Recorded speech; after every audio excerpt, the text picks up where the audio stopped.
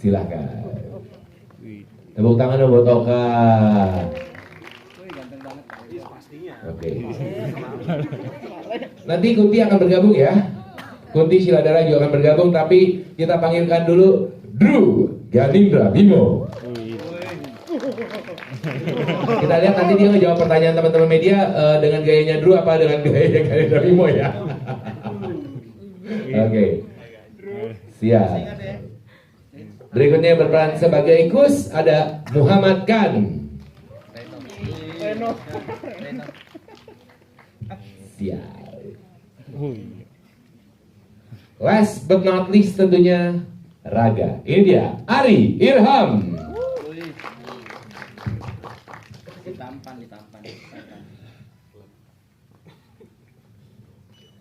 Ini kenapa dibawa semuanya teman-temannya Ri? Buktinya stand-in dulu aja.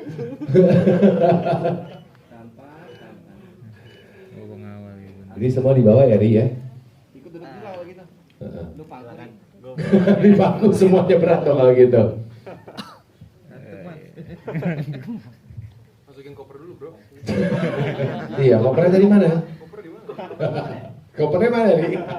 Oke, saya kita tepuk tangan untuk filmmaker dan juga cast dari film Jagat Arwah yang sudah bergabung.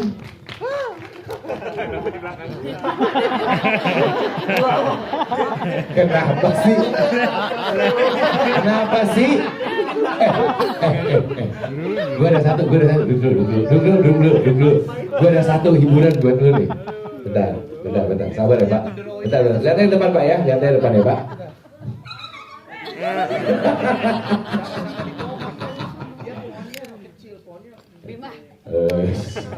Oke, ya maksudnya mungkin sebelum nanti kita kasih kesempatan buat teman-teman media buat bertanya, mungkin gak ada salahnya ngobrol-ngobrol dulu atau lagi pun Jawa gitu ya. Sebenarnya kenapa yang lo angkat adalah budaya Jawanya dan bahkan spesifik ke budaya yang sedulur Papat Lima Pancar ini gitu. Kenapa yang akhirnya itu yang lo ambil? Alasannya apa sih sebenarnya? Ya, menarik nih karena kalau ngomongin budaya Jawa, ngomongin kultur kebudayaan itu bisa banyak banget gitu ya. Yeah. Mungkin aku juga nggak bisa jelasin satu persatu gitu. Tapi pertanyaannya menarik ngomongin tentang Jawa. Mungkin yang pertama ngomongin tentang personal ya, maksudnya kedekatan personal gitu. Karena di keluargaku, di lingkungan segala macam tuh saya sangat dekat dengan pengalaman-pengalaman mistis. Dan saya pikir itu nggak cuma dialami oleh saya juga, tapi penonton pasti juga punya pengalaman-pengalaman mistisnya sendiri gitu. Itu yang jadi bikin aku interest gitu di situ, tertarik di situ. Dan kemudian dengan si sedulur Papat Lima Pancarnya ini sendiri? Kalau sedulur Papat Lima Pancar ini sebenarnya secara awal gagasan dari Papat Lima Pancar ini udah cukup horor ya. Bayangin gitu, kita lagi dalam kandungan, kemudian kita lahir, terus kita udah segede ini sekarang dan kita ternyata nggak sendirian gitu, masih ada roh lain yang juga ikut sama kita. Jadi itu yang bikin saya mendorong saya untuk membangun gagasan ini lebih jauh lagi gitu, secara imajinasinya, secara konsepnya, secara ya tadi kebudayaan dan secara karakter-karakternya untuk dijadikan sebuah storytelling yang mudah-mudahan bisa dinikmati oleh semua orang.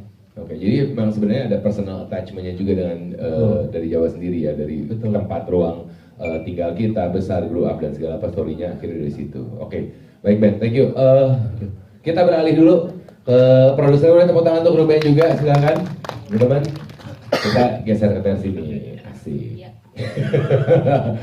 Mungkin bisa diceritain nggak sih sebenarnya ada alasan tertentu nggak sih ketika nentuin cast-nya, kemudian juga lokasinya, bahkan make up, bahkan production design-nya yang sampai eksekusinya seperti apa sih? Mungkin boleh dijelaskan dari sisi sebagai produser filmnya, silakan Tersi.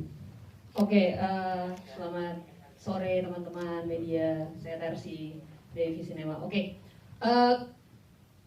Pertama kalau milih teman-teman yang ada di sini ya karena memang kita pengen curated gitu ya secara filmnya, kita pengen ngebentuk universe baru, bahwa kita mencoba untuk memberikan tawaran baru dan bentuk-bentuk baru gitu. Kenapa Ari?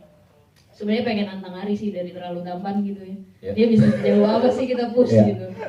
Karena kalau mungkin teman-teman sudah lihat Ari di sini cukup jauh ya gitu. Range-nya jauh banget sih.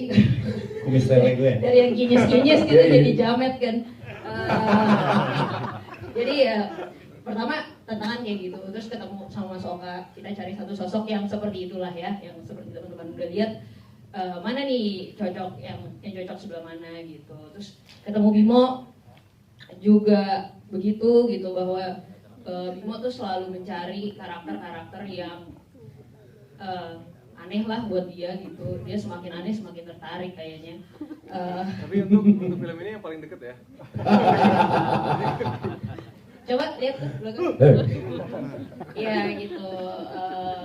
Dia ketemukan juga, walaupun mungkin secara screen time tidak terlalu banyak, tapi aku yakin banget untuk bisa nyari Kanto sebagai edit value yang sangat besar gitu untuk membantu filmnya, dan dia ada di opening dengan pembukaan yang sangat baik gitu. Jadi teman-teman di sini Sorry lagi ngomong. itu deh Mas.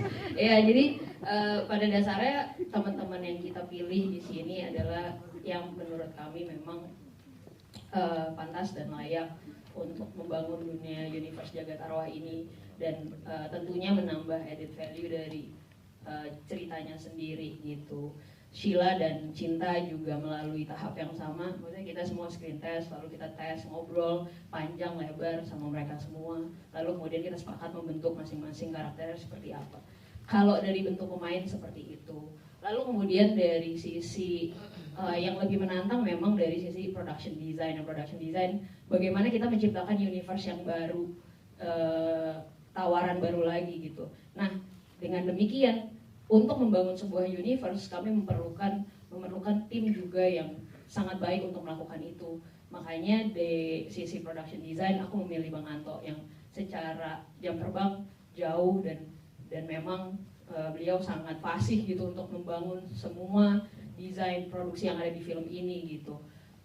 Sehingga dipilihlah lokasi yang juga cukup potensial jadi apa ya, jadi tempat yang unik gitu. Jadi kita tahu akhirnya kita memilih Kaliangkrik. Waktu itu tuh belum terlalu hits gitu ya, zaman-zaman sebelum pandemi. Pas milih, bentuknya kayak gini, bagus ya, bagus, iya bagus. Lalu kemudian pertanyaan kemudian, logistiknya bagaimana ya? Ternyata tempat bagus itu logistiknya tidak mudah, teman-teman. Jadi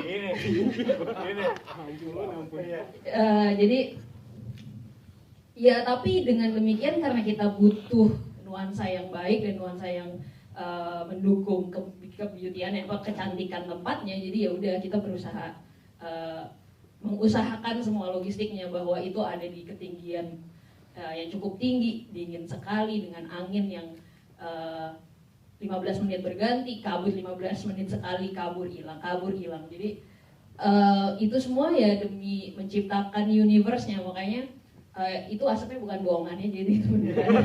Gak mungkin, gak ada yang bisa bikin kayak gitu. Jadi kalau dari segi pemilihan lokasi itu, lalu kemudian kita memang mencari tempat-tempat yang bisa menjadi ikonik gitu. Semoga harapannya dengan adanya exposure terhadap tempat itu jadi bisa dikunjungi lebih banyak orang lagi gitu. Seperti itu sih kalau dari segi production design. Dan lalu yang terpenting dalam film ini juga, semuanya penting tapi ini juga menjadi elemen yang sangat penting, yaitu computer effect, computer graphic. Jadi CGI-nya ya, dimana kita ngobrol panjang lebar sama teman-teman dari Dreamcatcher untuk menciptakan bagaimana universe ini diciptakan dan fantasinya bagaimana dibangun gitu, sehingga kita cukup melalui waktu yang panjang dalam waktu masa persiapan pada waktu itu hingga sampai detik terakhir, dalam arti nggak lama dari hari ini, jadi mungkin sekitar 2 bulan yang lalu kita baru bisa menyelesaikan semua CGI-nya gitu. Beruntungnya pandemi memberi waktu yang lebih panjang untuk kami bisa explore dan bisa memperbaiki dan membentuk komputer grafik yang semakin baik gitu. Dan teman-teman dari Dreamcatcher sendiri juga mengupayakan hal terbaik, sehingga kalau aku bisa bilang semua elemen dari film ini tuh komputer grafiknya dikerjakan di lokal gitu. Jadi dengan demikian aku sebagai produser percaya bahwa film Indonesia ke depannya akan bisa semakin maju gitu, bahwa kita sudah bisa mencapai tahap yang seperti ini gitu. Tinggal bagaimana industri bisa menerima, lalu kemudian teman-teman juga semakin bisa berkembang gitu. Seperti yang teman-teman lihat, aku secara pribadi terhadap filmnya sangat puas karena apa yang telah diusahakan dengan baik bisa tercapai. Kira-kira demikian ya.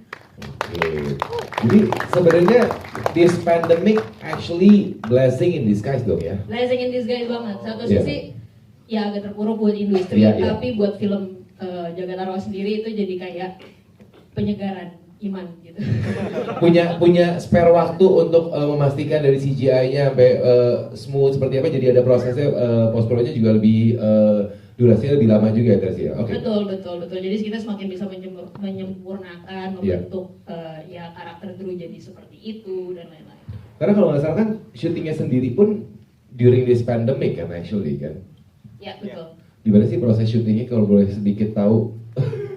Oke, proses syutingnya ya seperti protokol yang memang sudah diterapkan ketika masa pandemi. Jadi ini tuh kita syuting di persis 2 tahun yang lalu, Oktober 2020 Yes. gitu. Jadi itu memang awal-awal pandemi banget. Ya sempat mengalami kemunduran ya karena pandemi baru mulai. Terus ya kita membentuk membentuk protokol untuk ngejagain mereka semua di dalam kondisi yang fit. Apalagi tadi dengan kondisi lokasi-lokasi syuting dan jadwal syuting yang juga lumayan bolak-balik ya, kalau dilihat kan banyak malam tuh, jadi makin jadi kita menjaga protokol kesehatan dengan sangat baik sih. Bikin ring produksi, lalu mereka semua kita jaga makannya. Yes. Nggak boleh makan gorengan. Karena susah nyari gorengan kalau di situ ya. Ya enggak sih, sebenarnya banyak. Cuman aku nggak rela aja kalau nanti dia batuk makin Parno kan jadinya kan semua kan. Jadi makanya semua aku kasih makanan rebus-rebusan. Sebenarnya kita budget sih, enggak deh. Enggak beneran, mereka juga suka.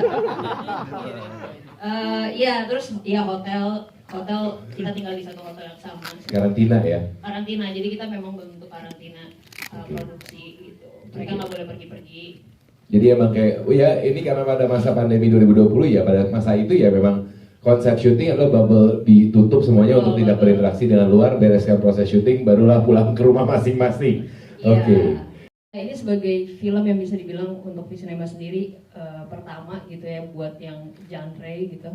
Karena kita belum pernah bikin yang se-out ini, buat saya pribadi pun ini tantangannya sangat besar gitu. Jadi apa yang coba kami tawarkan adalah ya sebuah cerita yang komplit gitu, dan juga didukung dengan production design yang baik, sehingga bisa menawarkan sebuah bentuk baru. Kita menawarkan universe baru, semoga ini bisa diterima, lalu kemudian bisa dikembangkan lagi. Sejauh ini sih seperti itu, dan juga kebetulan dengan adanya universe ini kita bisa mulai mengembangkan ke bentuk lain juga gitu. Kita nanti akan punya podcast di Spotify. Jadi untuk saling mendukung filmnya sendiri, kita nanti akan ada podcast yang berisi setan-setan ini akan bercerita bagaimana akhirnya mereka menjadi setan gitu. Oke. Jadi itu yang akan mungkin dalam waktu dekat ya. Oke. Gitu, di Oktober. Oke.